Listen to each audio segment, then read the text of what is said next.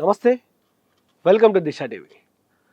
ప్రతిరోజు ఉదయం ఆఫీస్కు బయలుదేరేటప్పుడు లేదా సాయంత్రం పని ముగించుకొని ఇంటికి తిరిగి వచ్చేటప్పుడు మీకు ఎలా అనిపిస్తుంది? ఒక ప్రశాంతమైన ప్రయాణంలా ఉందా, లేక సరిహద్దుల్లో యుద్ధం చేస్తున్నట్లు అనిపిస్తుందా? ఈ ప్రశ్న మనలో ప్రతి ఒక్కరికి ఎదురయ్యేదే. అడుగు తీసి అడుగు వేయలేని వాహనాల రద్దీ, చెవులు చిల్లులు పడే హారన్ల మోతలు, గంటల తరబడి సిగ్నల్స్ దగ్గర నిరీక్షణ, ఇది ఈనాడు మన హైదరాబాద్లో ఉన్నటువంటి పరిస్థితి. ప్రతి నగరవాసి అనుభవిస్తున్నటువంటి రోజువారీ నరకం.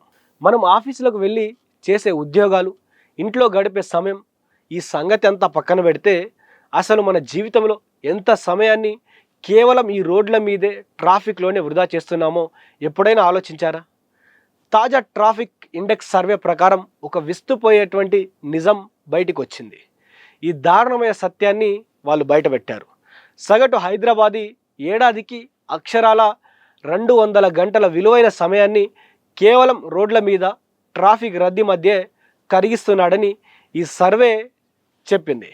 2 గంటలు అంటే మాటలు కావు. ఒక సంవత్సరంలో దాదాపు 8 రోజులకు పైగా సమయాన్ని మనం కేవలం వాహనాల సైలెన్సర్ల పొగ, హారన్ల మధ్య ఈ విలువైన సమయాన్ని కోల్పోతున్నాం. ఈ పరిస్థితికి అసలు కారణం ఏంటి?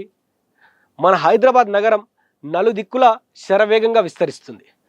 ఐటీ రంగ విశేష ప్రగతి, వ్యాపార అవకాశాలు నగర రూపురేఖలను మార్చేస్తున్నాయి. నగర జనాభాతో పాటే వాహనాల సంఖ్య కూడా రోజు రోజుకి విపరీతంగా పెరిగిపోతుంది.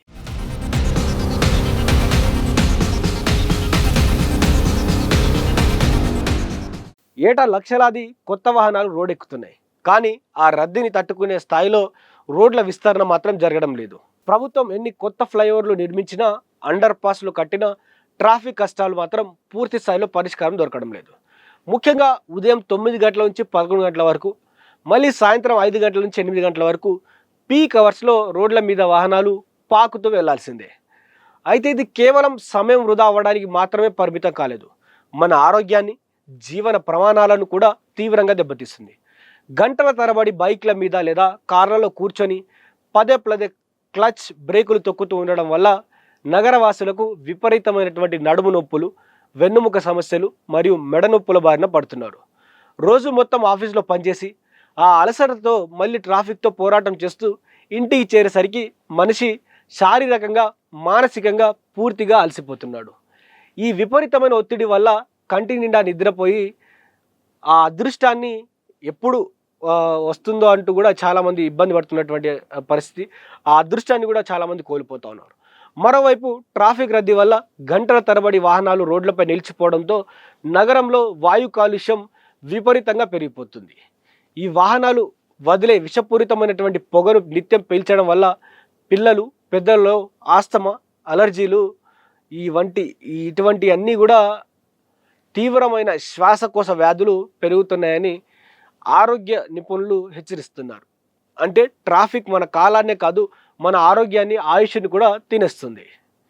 ఈ తీవ్రమైన సమస్యపై హైదరాబాద్ ట్రాఫిక్ డీసీపీ రాహుల్ హెగ్డే ఆయన మాట్లాడుతూ, అందుబాటులో ఉన్న వనరులతోనే ట్రాఫిక్ను సాఫీగా పంపించేందుకు ట్రాఫిక్ పోలీసులు అహర్నిశలు శ్రమిస్తున్నారని తెలిపారు. ఈ సమస్యను అధిగమించడానికి త్వరలోనే artificial intelligence integrated traffic management system తీసుకొచ్చి ఇట్లాంటి అత్యాధునిక సాంకేతికను అందుబాటులోకి తెస్తున్నట్లు కూడా ఆయన వెల్లడించారు. అదేవిధంగా దీనివల్ల రద్దీ ఎక్కువగా ఉండే జంక్షన్లలో వాహనాల సంఖ్యను బట్టి ఆటోమేటిక్గా సిగ్నల్ మారే వెసులుబాటు కలుగుతుంది.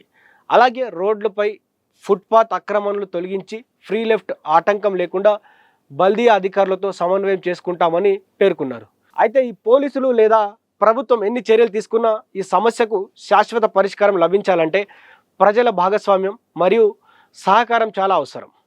ప్రతి ఒక్కరూ తమ సొంత వాహనాల వాడకాన్ని వీలైనంత వరకు తక్కువ చేసుకోవాలి. ఆఫీస్కు వెళ్ళేటప్పుడు కార్ పూలింగ్ పద్ధతిని పాటించడం లేదా మెట్రో రైలు, ఆర్టీసీ బస్సులు వంటి ప్రజా రవాణా వ్యవస్థలను ఎంచుకోవడం అలవాటు చేసుకోవాలి.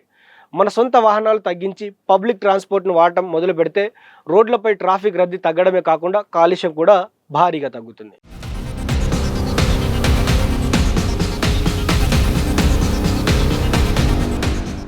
మన సమయాన్ని మన ఆరోగ్యాన్ని కాపాడుకోవాల్సినటువంటి బాధ్యత మనందరిపైన ఉంది కాబట్టి మార్పు మన ఇంటి నుంచే మొదలవ్వాలి, మన ప్రయాణం నుంచే ప్రారంభం కావాలి. కాబట్టి అందరూ వాస్తవానికి ఎంత వీలైతే అంత పబ్లిక్ ట్రావెల్స్ ఏవైతే ఉన్నాయో అందరూ వెళ్ళేటువంటి మెట్రో కావచ్చు, ఆర్టీసీ కావచ్చు, ఇవి వాడితే అందరూ కూడా బాగుండొచ్చని అటు ట్రాఫిక్ పోలీసులు అందరూ కూడా చెప్తా ఉన్నారు. మరి చూద్దాం ప్రజలు ఏ విధంగా సహకరిస్తారో ట్రాఫిక్ పోలీసులకు.